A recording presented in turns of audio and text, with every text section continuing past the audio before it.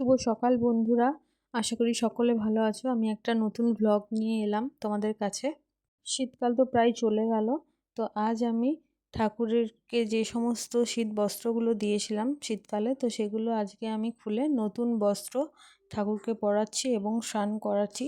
তো তোমাদের সাথে সেই ভিডিওটা ভাবলাম শেয়ার করব, তাই করছি। তোমরা দেখে নাও ভিডিওটা, এইভাবে আমার সঙ্গে থেকো, পাশে থাকো, তাহলে আমি আরও অনেক ভিডিও তোমাদের সাথে শেয়ার করতে পারবো এবং তোমাদের নতুন নতুন ভিডিও দিতে পারবো। তো আমার গপুকে এইভাবে স্নান করাচ্ছি, তোমরা কে কীরকমভাবে স্নান করাও আমাকে জানিও। তো আমি এই জলের মধ্যে একটু অগ্রু এবং একটু চন্দন গুঁড়ো মিশিয়েছিলাম, তো সেগুলো ভিডিওতে আমি তুলতে পারিনি, তাই তোমাদেরকে দেখাতে পারিনি। তো আমার রেডি হয়ে গেল গপু।